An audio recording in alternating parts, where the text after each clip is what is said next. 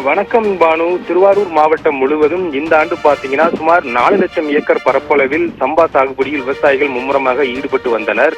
குறிப்பாக திருவாரூர் மாவட்டத்தில் பல்வேறு பகுதிகளில் விவசாய பணி என்பது மும்முரமாக நடைபெற்றது. கடந்த 10 தினங்களுக்கு முன்பு பெய்த கனமழையால் பல்வேறு பகுதிகள் பாதிக்கப்பட்டன. அந்த மழையில் கூட அறுவடைக்கு தயாராக இருந்த குறுவை பயிர்கள் முற்றிலும் பாதிப்படைந்த நிலையில் அதற்கே நிவாரணம் வழங்க வேண்டும் என விவசாயிகளின் தரப்பில் கோரிக்கை வைக்கப்பட்டது.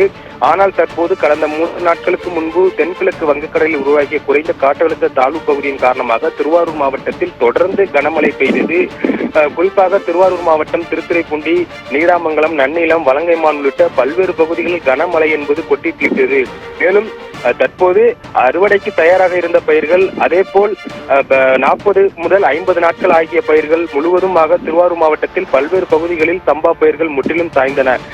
உடனடியாக வேளாண் துறை அதிகாரிகள் ஆய்வு மேற்கொள்ள வேண்டும் என விவசாயிகளின் தரப்பில் கோரிக்கை வைக்கப்பட்ட நிலையில் வேளாண் துறை அதிகாரிகள் கடந்த 3 நாட்களாக ஆய்வு பணி என்பது நடைபெற்று வருகிறது. குறிப்பாக திருவாரூர் மாவட்டத்தில் இதுவரை 10,500 ஏக்கர் சம்பா பயிர்கள் பாதிக்கப்பட்டுள்ளதாகவும் தொடர்ந்து மாவட்டம் முழுவதும் கணக்கெடுக்கும் பணி என்பது நடைபெற்று வருகிறது என்பதும் வேளாண் துறை அதிகாரிகள் சார்பாக தெரிவிக்கப்பட்டுள்ளது. அது மட்டுமில்லாமல் திருவாரூர் மாவட்டம் திருத்துறைப்பூண்டி அருகே விளக்குடி அருகில் குத்தாலம் எனும் பகுதியில் அறுவடைக்கு தயாராக இருந்த 20 நாட்கள் ஆன பயிர்களும் தற்போது மழைநீரில் முற்றிலும் சாய்ந்துள்ளதால் விவசாயிகள் தொடர்ந்து வேதனையில் உள்ளனர்.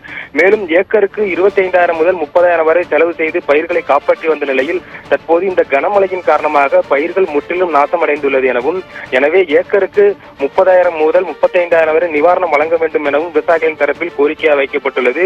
மேலும் வேளாண் துறை அதிகாரிகள் மாவட்டம் முழுவதும் இன்னும் கணக்கெடுக்கும் பணி இன்னும் நடைபெற்று வருவதாகவும், கணக்கெடுக்கும் பணி முழுவதுமாக நிறைவடைந்த பிறகு அதனை வைத்து அதற்கான நிவாரணம் அறிவிக்கப்படும் எனவும் வேளாண் துறை சார்பில் தகவல் தெரிவிக்கப்பட்டுள்ளது. பானு, விவரங்களுக்கு நன்றி ஜெய்வின்.